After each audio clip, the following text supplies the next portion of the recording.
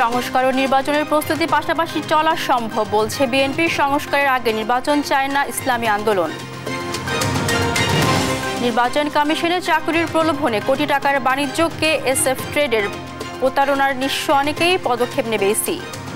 আমাদের কোম্পানি যা জনবল দিবে আমাদেরকে জাস্ট খেলে সেটা পদায়ন করে, আর বাইরে আমাদের কোনো কিছু নেই।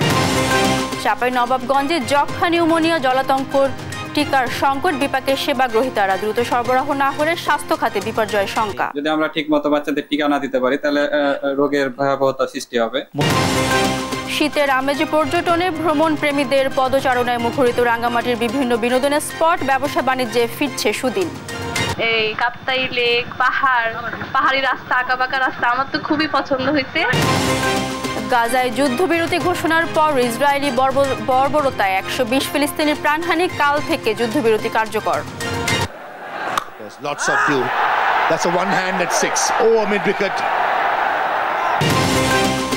এবং বিপিএলে টানা 8ম জয় রংপুর রাইডার্সে। চিটাগং কিংসকে হারালো 33 রানে। সিলেটের বিপক্ষে 65 রানের জয় দুর্বার রাজশাহীর। দেখছিলেন শিরোনামগুলো। সংবাদ সকালে, সঙ্গে আছি মারজানা শক্তি। জানাবো বিস্তারিত।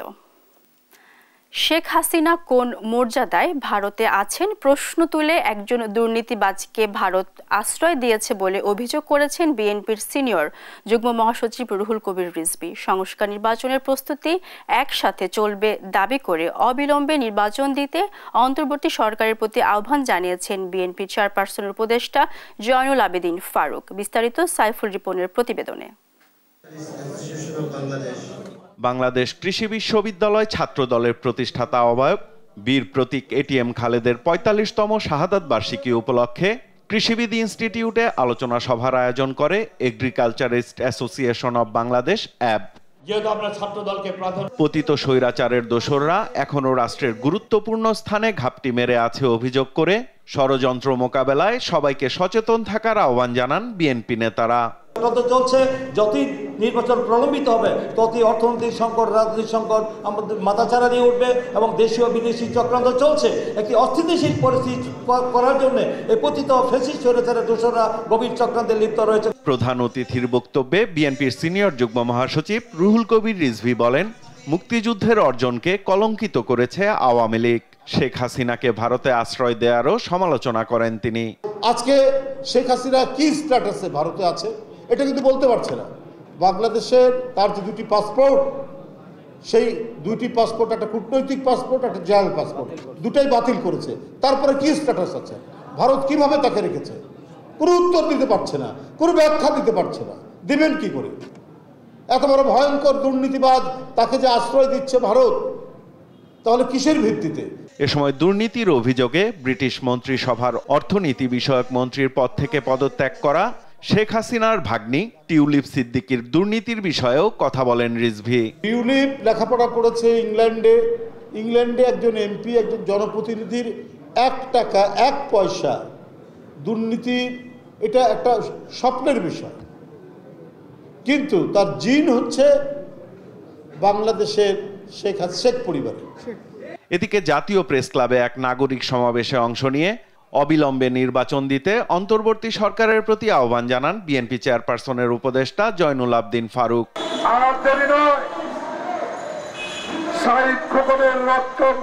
রক্তের বিনিময়ে অর্জিত এই দ্বিতীয় স্বাধীনতার সম্মান আপনাকে অক্ষুণ্ণ রাখতে হলে অনতিবিলম্বে নির্বাচনের তারিখ আপনাকে ঘোষণা করতে হবে। সংস্কার চলবে, নির্বাচনের 3 তারিখে চলবে, নির্বাচনের প্রস্তুতি চলবে। সাইফুল রিপন, দেশ টিভি, ঢাকা। নতুন প্রজন্মকে পড়ালেখায় গুরুত্ব দেওয়ার আহ্বান জানিয়েছেন বিএনপি মহাসচিব মির্জা ফখরুল আলমগীর। তিনি বলেন, তরুণ প্রজন্ম এখন অনেক বেশি প্রযুক্তির সাথে সম্পৃক্ত এবং তারা অনেক বেশি জানে, কিন্তু জানাটার কখনো শেষ নেই। শুক্রবার বিকেলে মুন্সিগঞ্জের সিরাজদি খানে ঢাকা কলেজের রিইউনিয়ন অনুষ্ঠানে এসে সাংবাদিকদের সাথে আলাপকালে একথা বলেন তিনি। এ সময় তিনি ঢাকা কলেজের স্মৃতিচারণ করে বলেন, 1963 থেকে 65 ব্যাচের পড়াশোনাকালীন ঢাকা কলেজের বন্ধুদের আজকে এখানে পেয়ে ভালো লাগছে। তবে তখনকার সময় আর এখনকার সময় অনেক পার্থক্য, চিন্তাভাবনা, প্রযুক্তি এবং জেনারেশনে।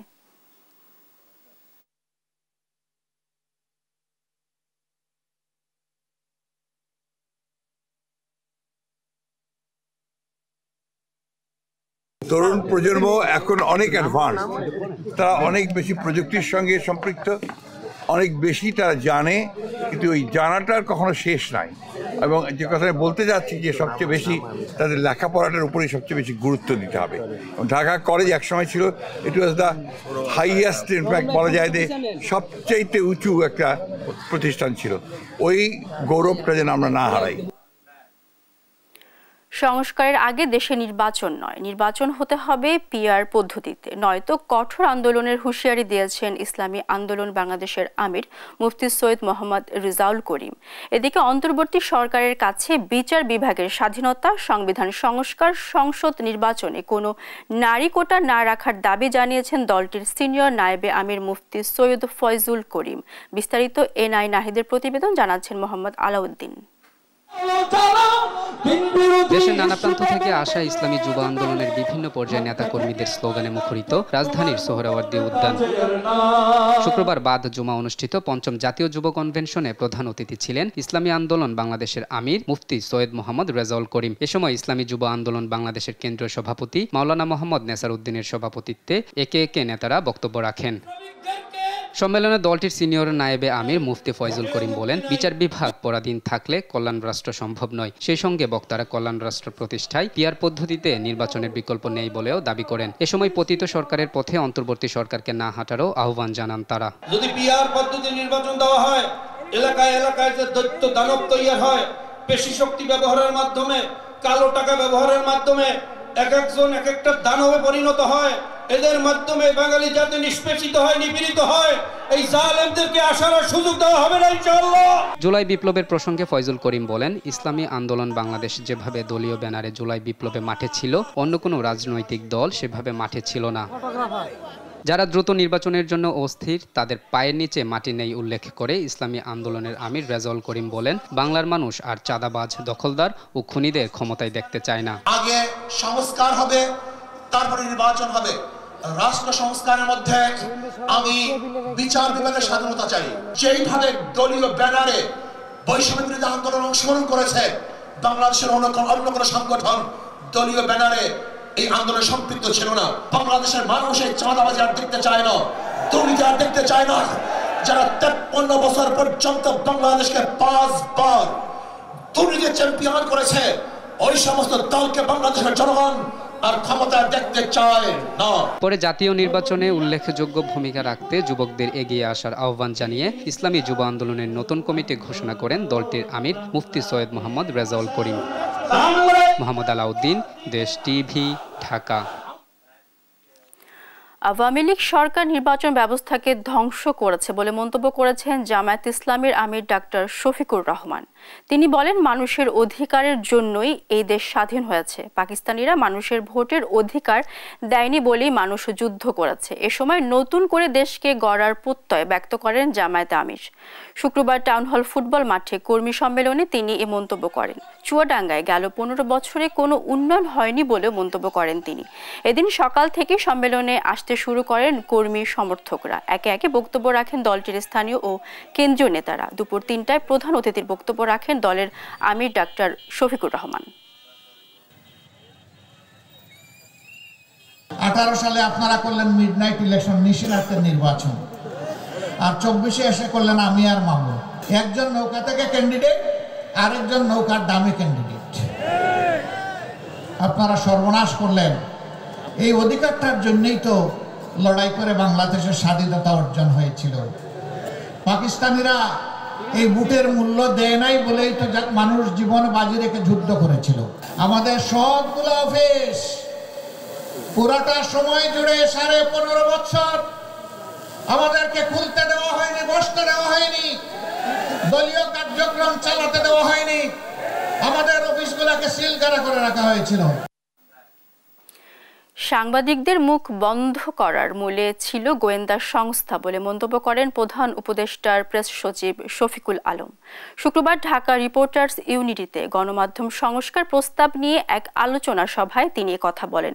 শফিকুল ইসলাম বলেন, শফিকুল আলম বলেন, ভবিষ্যতে গণমাধ্যম যাতে রাষ্ট্রীয় গোয়েন্দা সংস্থাগুলো হস্তক্ষেপ করতে না পারে তা নিশ্চিত করতে হবে। সাংবাদিকদের যথার্থ বেতন না দেওয়ার বিষয় বেসিক ও ন্যূনতম বেতন নির্ধারণে জোর দেন তিনি। কন্টেন্ট চুরি করে কপিরাইট এনফোর্সমেন্টকে খুবই জরুরি বলে মনে করেন এই উপদেষ্টা প্রেস সচিব।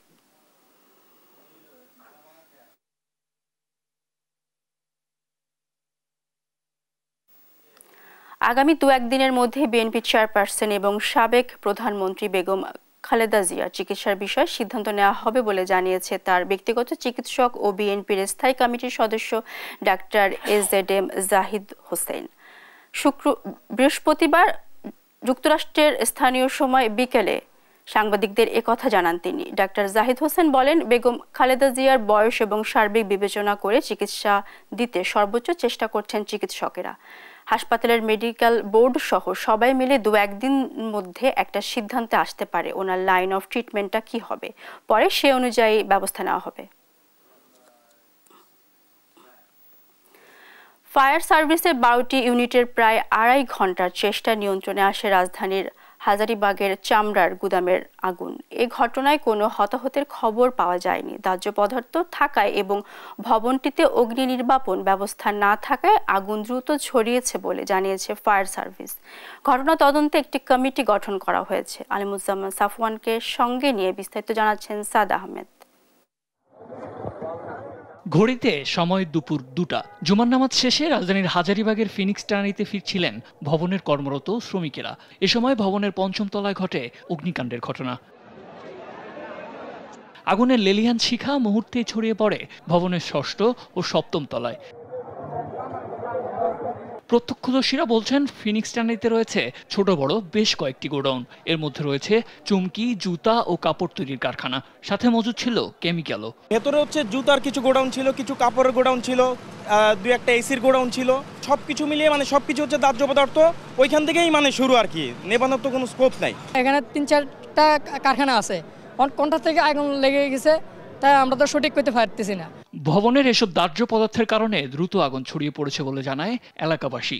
লেদারের একটা বিষয় আছে, সেখানে কেমিক্যাল থাকাটা স্বাভাবিক, কেমিক্যাল আছে আমরা শুনতে পাইছি, এবং সেই জন্য আগুনটা দ্রুত গতিতে ছড়িয়ে পড়েছে। একটার সাথে একটা আগুন লেগে আর ট্রান্সমিটার বাস্ট হয়েছে, উপরে অনেকগুলো বড় বড় আছে, গ্যাসের সিলিন্ডারগুলো আছে, ওগুলোর বাস্টও বেশি ক্ষয়ক্ষতি হয়েছে। প্রথমে ফায়ার সার্ভিসের 2টি ইউনিট ঘটনাস্থলে এলেও পরবর্তীতে আগুন নিয়ন্ত্রণে যোগ দেয় একে একে 11টি ইউনিট। ফায়ার সার্ভিস বলছে, ভবনটিতে ছিল না অগ্নি নির্বাপনের কোনো ব্যবস্থা। পাশাপাশি অপরিকল্পিত বৈদ্যুতিক খুঁটির কারণে ল্যাডার ব্যবহার সম্ভব হয়নি। ইলেকট্রিক্যাল তার এবং যে পোলগুলো রয়েছে এটা অনিয়ন্ত্রিত, মানে এই যে স্থাপনাগুলো এগুলো এই রাস্তায় যেটা করার কথা, আপনি দেখেন রাস্তার মাঝখানে সরে যান, রাস্তার মাঝখানে কিন্তু ইলেকট্রিক পোল, শর্ট সার্কিটও হতে পারে, আবার কেউ সিগারেটের আগুন থেকে হতে পারে, বিভিন্নভাবে হতে পারে। এদিকে ক্ষতিগ্রস্ত ব্যবসায়ীদের মাধ্যমে ভারী হয়ে ওঠে পরিবেশ। তাদের দাবি, আগুনে পুড়ে গেছে কয়েক কোটি টাকার যন্ত্রাংশ ও মালামাল। মিশিং পত্র অনেক কিছু আছিল, জুতার আইটেমে যা লাগে আর কি, বুঝছেন। আমি বাবা আমার এটার ভিতরে অন্তত 3 কোটির উপরে আছে, আমার বাড়ির ক্ষেত পাথর বেচা সব। আগুন নিয়ন্ত্রণে উদ্ধার কাজে যোগ দেয় পুলিশ, র্যাব ও সেনা সদস্যরা। ফায়ার সার্ভিসের প্রায় 2.5 ঘন্টার চেষ্টায় নিয়ন্ত্রণে আসে আগুন।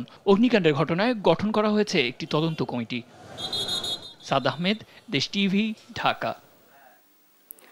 ঢাকা বিশ্ববিদ্যালয়ের ছাত্র ইউনিয়নের সভাপতি মেঘ মোল্লার বসুকে আগামী 24 ঘন্টার মধ্যে গ্রেফতারের দাবি জানিয়েছে ঢাকা বিশ্ববিদ্যালয়ের শিক্ষার্থীরা। শুক্রবার রাতে লাল সন্ত্রাসী একমাত্র পথ উল্লেখ করে সামাজিক যোগাযোগ মাধ্যম ফেসবুকে একটি পোস্ট করেন ঢাকা বিশ্ববিদ্যালয়ের ছাত্র ইউনিয়ন সভাপতি মেঘ মোল্লার বসু। সেই পোস্টের প্রতিবাদে মধ্যরাতে ঢাকা বিশ্ববিদ্যালয়ে বিক্ষোভ করেন বিভিন্ন হলের শিক্ষার্থীরা। যদিও সমালোচনার মুখে ততক্ষণে পোস্টটি মুছে দেন ছাত্র ইউনিয়নের সভাপতি মেঘ মোল্লার বসু। লাল সন্ত্রাস ঘোষণার প্রতিবাদে শিক্ষার্থীরা হলপাড়া থেকে একটি মিছিল নিয়ে ভিসি চত্বর হয়ে ঢাকা বিশ্ববিদ্যালয়ের টিএসসিতে এসে শেষ হয়। সেখানে শিক্ষার্থীরা বলেন, লাল সন্ত্রাসের নামে বাম সংগঠনগুলো দেশকে অস্থিতিশীল করার চেষ্টা করছে। অবিলম্বে মেঘ মোল্লার বসুকে গ্রেফতারের দাবি জানায় শিক্ষার্থীরা। ক্যাম্পাসে যৌক্তিক দাবি দেওয়া হতে পারে, ক্যাম্পাসে যৌক্তিকভাবে প্রতিবাদ হতে পারে, কিন্তু শিক্ষকদের সাথে বেয়াদবি বরদাস্ত করা হবে না। আপনারা কি লাল সন্ত্রাস রুখে দিবেন? নতুন এই বাংলাদেশে স্পষ্টভাবে বলে দিতে চাই, নতুন করে কাউকে ফ্যাসিস্ট হয়ে উঠতে দিব না। অতি দ্রুত যারা বাংলাদেশে সন্ত্রাস কায়েম করতে চায় তাদেরকে আইনের আওতায় নিয়ে আসতে হবে। নির্বাচন কমিশনে চাকরি দেওয়ার নামে কোটি কোটি টাকা বাণিজ্য করছে একটি প্রতারক চক্র। কেএসএফ ট্রেড নামের একটি প্রতিষ্ঠান খুলে চাকরি দেয়া নামে স্ট্যাম্পে লিখিত দিয়ে টাকা আদায় করছে চক্রটি। তবে চাকরি পাওয়া তো দূরে থাক, চক্রের হাতে টাকা দিয়ে নিঃস্ব হয়েছেন অনেকেই। অভিযোগ আর প্রমাণ পেলেও বিষয়টি নিয়ে কোনো পদক্ষেপই নেয়নি নির্বাচন কমিশন। এম এ আজিমের রিপোর্টে বিস্তারিত। কি নাম কি নাম? রঞ্জিনা। এটা একটাই তো আপনার? না না, একটাই। আর কোনটা? আমিও তো আবেদন করছিলাম। আর আপনি নিয়োগপত্র পাইছেন? নিয়োগপত্র তো আমাদের টাকা কি হয়েছে যে নেই করে। আমার সঙ্গে হয়েছে আপনার কোন কথা হয়েছে? না, আমরা নিয়োগপত্র জিজ্ঞেস করেন, নিয়োগপত্র পাইছেন? কয়েক লাখ টাকা দিয়েও নির্বাচন কমিশনে চাকরি না পেয়ে কেএসএফ ট্রেড নামের প্রতিষ্ঠানে ক্ষুব্ধরা। ইতিমধ্যে পালিয়েছে অধিকাংশ কর্মকর্তা কর্মচারী। তোপের মুখে এখনো চাকরি দেওয়ার আশ্বাস প্রতিষ্ঠানটির এমডি শামীম হোসেনের। আপনারা আমাকে যেহেতু আসছেন, আপনারা জানছেন, অবশ্যই জানিয়ে আসছেন, আপনারা আমাদেরকে একটা দিন সময় দেন। স্টাম্পে লিখিত দিয়ে জনপ্রতি 2,80,000 টাকা করে আদায় করেছে কেএসএফ ট্রেডের কম্পিউটার অপারেটর আসাদুল্লাহ। চাকরি দেয়া তো দূরে থাক, প্রতারণার মাধ্যমে হাতানো কোটি কোটি টাকা হজম করতে এখন সরিয়ে ফেলা হয়েছে আসাদুল্লাহকে।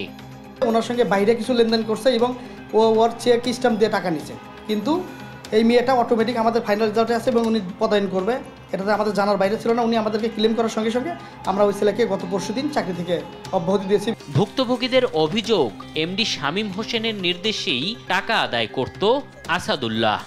রেজাল্ট আসছে, সব আসছে, এই যে নিয়োগপত্র, কিন্তু দেখা যাচ্ছে যে ফাইনালি নিয়োগে আসেনি, পদায়নে আসেনি। প্রাথমিকভাবে তারা হচ্ছে টাকা ছাড়া কোনো কাজ করে নেই। এখন তারা বলতেছে স্টাফ বরখাস্ত করছে, আসলে দেখা যাচ্ছে স্টাফ বরখাস্ত করে না, উনি নিজেই নির্দেশ করছে তুমি দেখো, কাজটা দেখো। এবং এমডি সাহেব নিজেও কিন্তু অস্বীকার করার সুযোগ নাই, কারণ ওনার সকল ধরনের ডকুমেন্ট আছে, কল রেকর্ড, ভিডিও সব কিছু আছে। চুক্তি করে কেএসএফ ট্রেডকে নিয়োগের দায়িত্ব দেয় ময়মনসিংহ আঞ্চলিক নির্বাচন কর্মকর্তা। তবে নিয়োগে অবৈধ বাণিজ্যের প্রমাণ থাকলেও কোনো পদক্ষেপ নিচ্ছেন না তারা। না না, আমাদের কোনো কিছু নেই। আমাদের কোম্পানি যা জনবল দিবে আমাদেরকে জাস্ট খেলে সেটা পদায়ন করে, আর বাইরে আমাদের কোনো কিছু নেই। 124 জন ড্রাইভার, সিকিউরিটি গার্ড ও পরিচ্ছন্নতা কর্মী নিয়োগের চুক্তি হলেও প্রায় 1.5 থেকে 200 জনের কাছ থেকে 2,80,000 টাকা করে আদায় করেছে কেএসএফ ট্রেড। এতে শামীম চক্রের বাণিজ্য হয়েছে 3.5 কোটি টাকারও বেশি। এম এ আজিম, দেশ টিভি, ঢাকা। খুলনায় শীতের প্রকোপ কমায় স্বাচ্ছন্দ্যে কাজে ফিরছেন শ্রমজীবীরা। এ নিয়ে বিস্তারিত জানাতে যুক্ত হচ্ছেন সহকর্মী নূর ইসলাম রকি। রকি, ছিন্নমূল মানুষদের মাঝে কিছুটা স্বস্তি ফিরেছে কি জানাবেন আমাদের?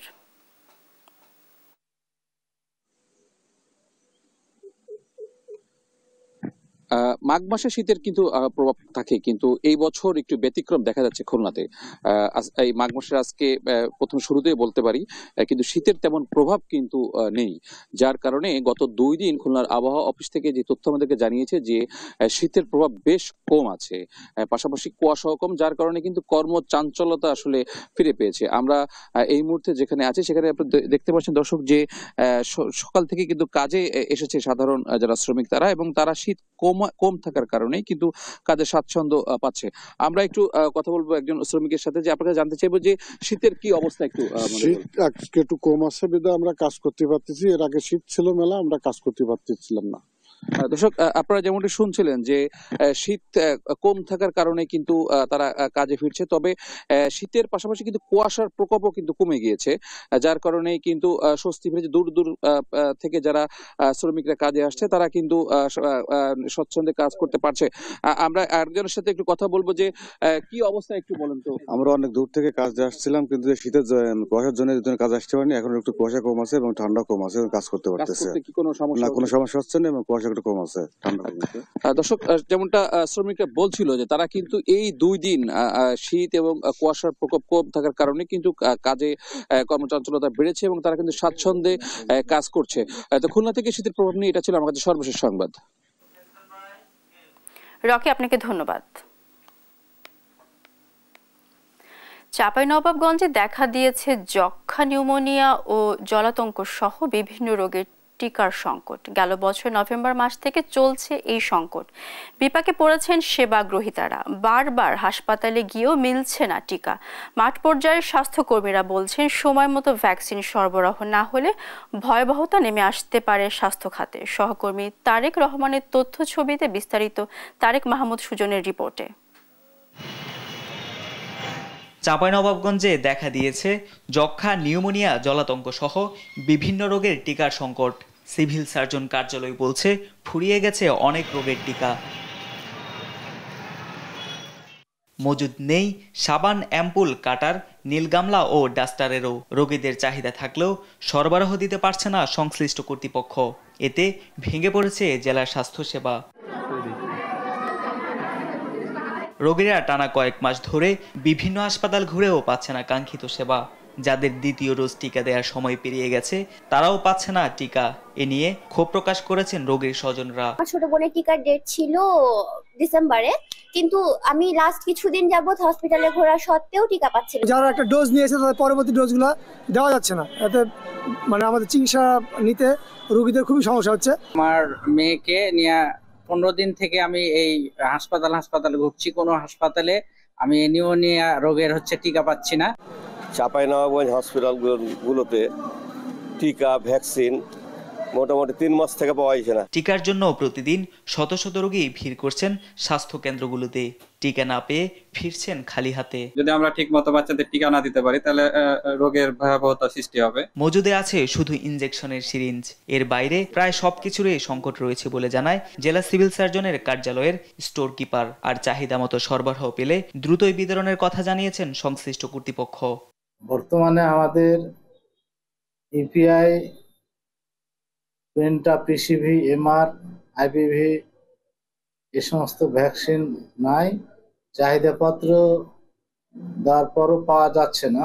সামনে সপ্তাহ বা এই মাসের শেষের দিকে ভ্যাকসিন চলে আসবে এবং ভ্যাকসিন আসলে আমরা উপজেলা লেভেল আমরা ভ্যাকসিনটা পাঠিয়ে দেবো। দ্রুত এসব সমস্যার সমাধান করে স্বাস্থ্যসেবা নিশ্চিতের দাবি স্থানীয়দের।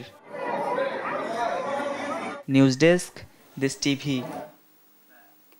শীতের আমেজ শুরুর পর থেকে রাঙ্গামাটির পর্যটন কেন্দ্রগুলো পর্যটকদের পদচারণায় মুখরিত হয়ে উঠেছে। রাঙ্গামাটি শহরের বিভিন্ন পর্যটন কেন্দ্রের পাশাপাশি সাজেকেও এখন পর্যটকের ঠাসা। বিশেষ করে ছুটির দিনগুলোতে পর্যটকদের আনাগোনা থাকে সবচেয়ে বেশি। মিশু মল্লিকের রিপোর্ট জানাচ্ছেন তারেক মাহমুদ সুজন। রাঙ্গামাটির পর্যটন আইকন ঝুলন্ত সেতু। শীতের শুরু থেকেই পর্যটকদের পদচারণায় মুখর হয়ে আছে ঝুলন্ত সেতুর পুরো এলাকা। যান্ত্রিক কোলাহল ভুলে প্রকৃতির কোলে সময় কাটাতে রথ পাহাড়ের শহরে ছুটে আসছেন তারা।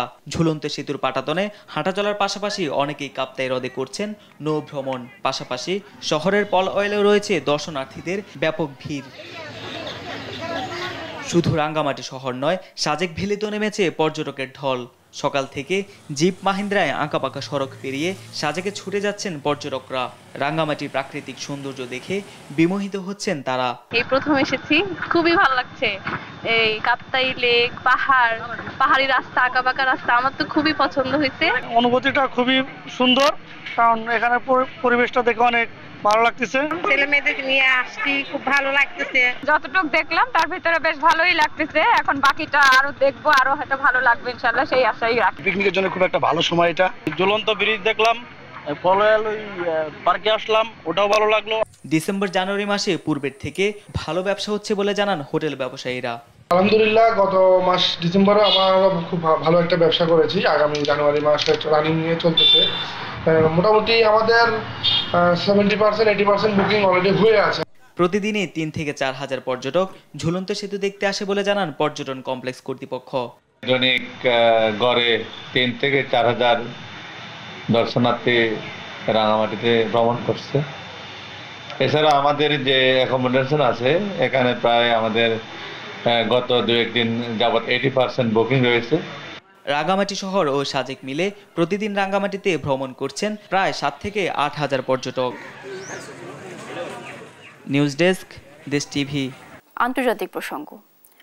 অবশেষে জাতীয় নিরাপত্তা বিষয়ক মন্ত্রিসভা গাজায় যুদ্ধবিরতি ও জিম্মি মুক্তির চুক্তি অনুমোদন দিয়েছে ইসরায়েল। তেল আবিবের স্থানীয় সময় শুক্রবার বিকেলে সংখ্যাগরিষ্ঠ ভোটে অনুমোদন করা হয় চুক্তিটি। দ্বিতীয় দফায় ভোটাভুটির জন্য পূর্ণাঙ্গ মন্ত্রিসভায় যাবে। রোববার থেকে যুদ্ধবিরতি কার্যকর হবে বলে জানিয়েছেন ইসরায়েলের প্রধানমন্ত্রী।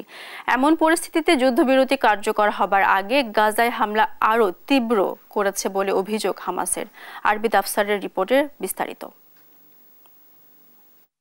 অবশেষে গাজা যুদ্ধবিরতি ও জিম্মি মুক্তির চুক্তি অনুমোদন হয়েছে ইসরায়েলি নিরাপত্তা মন্ত্রিসভায়। স্থানীয় সময় শুক্রবার বিকালে ইসরায়েলের তেল আবিবে অনুমোদন করা হয় চুক্তিটি। তবে সংখ্যাগরিষ্ঠ সদস্য প্রাথমিকভাবে ভোট দিলেও বিরোধিতা করেছে কয়েকজন সদস্য। চুক্তিটি এখন আলোচনার মাধ্যমে দ্বিতীয় দফায় ভোটাভুটির জন্য পূর্ণাঙ্গ মন্ত্রিসভায় যাবে। রোববার থেকে যুদ্ধবিরতি কার্যকর হবে বলে জানিয়েছেন ইসরায়েলের প্রধানমন্ত্রী বেনিয়ামিন নেতানিয়াহু।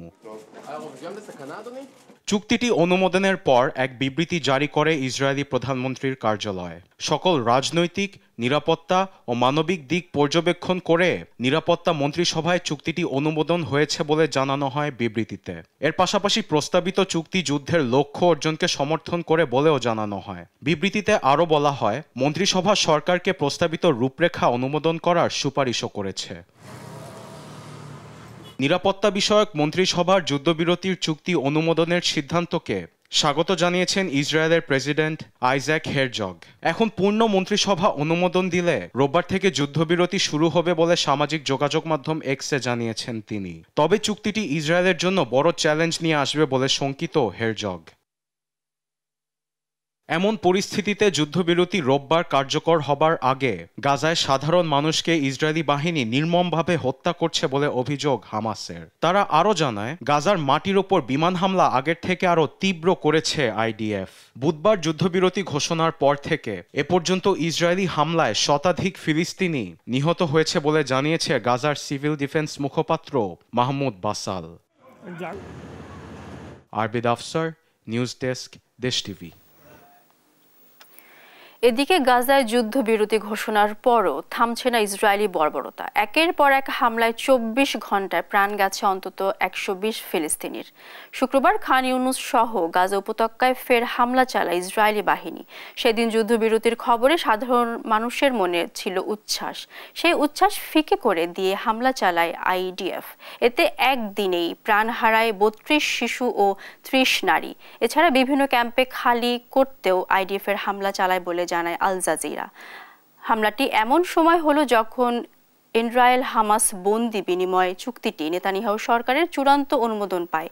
চুক্তি অনুযায়ী আগামী রোববার থেকে বন্দি বিনিময় শুরু করবে দুপক্ষ।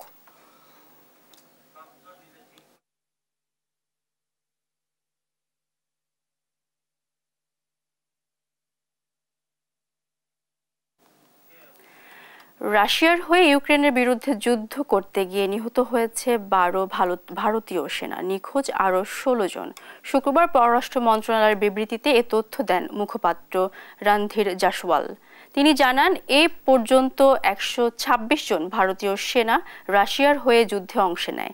এদের মধ্যে 96 ভারত ফিরে পেলেও যুদ্ধের ময়দানে রয়েছে 18 জন, আর নিখোঁজ হয়েছে 16 জন। এতে মস্কোর দৃষ্টি আকর্ষণ করে মুখপাত্র জানান, সেনাদের দ্রুত ফেরাতে না পারলে দুদেশের সম্পর্ক নিয়ে সাধারণের মনে প্রশ্নের দানা বাঁধতে পারে বলে মনে করেন মুখপাত্র। আল কাদির ট্রাস্ট মামলায় জেলবন্দী পাকিস্তানের সাবেক প্রধানমন্ত্রী ইমরান খানকে 14 বছরের কারাদণ্ড দিয়েছে দেশটির আদালত। একই মামলায় তার স্ত্রী বুশরা খান বিবিকে দেওয়া হয় 7 বছরের কারাদণ্ড। এই রায়কে রাজনৈতিক প্রতিহিংসার ফল হিসেবে দেখছে তার দল পাকিস্তান তেহরিক ইনসাফ। এর বিরুদ্ধে আইন লড়াই চলবে যাওয়ার ঘোষণা দিয়েছেন আর তার দল ও সমর্থকরা। আরও জানাচ্ছে রায়হান কবির শুভ্র। আল কাদির ট্রাস্ট মামলা তথা 19 কোটি পাউন্ড দুর্নীতি মামলায় পাকিস্তানের সাবেক প্রধানমন্ত্রী ইমরান খানকে 14 বছরের কারাদণ্ড দিয়েছে দেশটির আদালত। একই মামলায় তার স্ত্রী বুশরা বিবিকে দেওয়া হয় 7 বছরের কারাদণ্ড। এই দম্পতিকে জরিমানাও করেছে আদালত। ইমরান খানকে 10 লাখ পাকিস্তানি রুপি ও বুশরা বিবিকে 5 লাখ রুপি জরিমানা করা হয়। অনাদায়ে তাদের ভোগ করতে হবে যথাক্রমে 6 মাস ও 3 মাসের অতিরিক্ত কারাদণ্ড। স্থানীয় সময় শুক্রবার রাওয়ালপিন্ডির কেন্দ্রীয় কারাগার আদিয়ালার ভিতরে বসানো এক অস্থায়ী এজলাসে বিচারক নাসির জাভেদ রানা সাজা ঘোষণা করেন। এই মামলার রায়কে ঘিরে কারাগারের আশেপাশে ছিল কড়া নিরাপত্তা।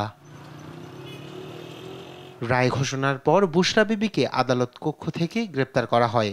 আর 2023-এর আগস্ট থেকেই আদিয়ালা কারাগারে বন্দী আছেন ইমরান খান। ইমরান খানের প্রধানমন্ত্রিত্বকালে এক আবাসন ব্যবসায়ীকে অবৈধ সুবিধা দেওয়ার বিনিময়ে সাবেক এই ক্রিকেট তারকা ও তার স্ত্রী জমি উপহার নিয়েছিলেন। এমন অভিযোগে গেল বছরের ফেব্রুয়ারিতে অভিযুক্ত হন এই দম্পতি। শুক্রবার রায়ের পর প্রতিক্রিয়া জানিয়েছে ইমরানের রাজনৈতিক দল তেহরিকে ইনসাফ পাকিস্তান পিটিআই। তারা জানায় বিস্তারিত রায়ের জন্য অপেক্ষা করছে পিটিআই। এ রায়কে রাজনৈতিক প্রতিহিংসার ফল হিসেবে দেখছে তার দল।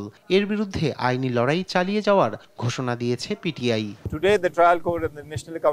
আজ ট্রায়াল কোর্ট এবং জাতীয় জবাবদিহি ব্যুরো ইমরান খানকে দোষী সাব্যস্ত করেছে এবং তাকে 14 বছরের কারাদণ্ড দিয়েছে। ইমরান খানের স্ত্রীকেও দোষী সাব্যস্ত করে 7 বছরের কারাদণ্ডে দণ্ডিত করেছেন। আমরা এই রায়কে ভিত্তিহীন মনে করি। খান সাহেব কোনো অন্যায় করেননি, তিনি কোনো অপরাধ করেননি। এটা শুধুমাত্র রাজনৈতিক প্রতিহিংসা। আমরা ইসলামাবাদ হাইকোর্টে এই রায়ের বিরুদ্ধে আপিল করব। আশা করি উচ্চ আদালতে আমরা ন্যায় বিচার পাবো ইনশাআল্লাহ।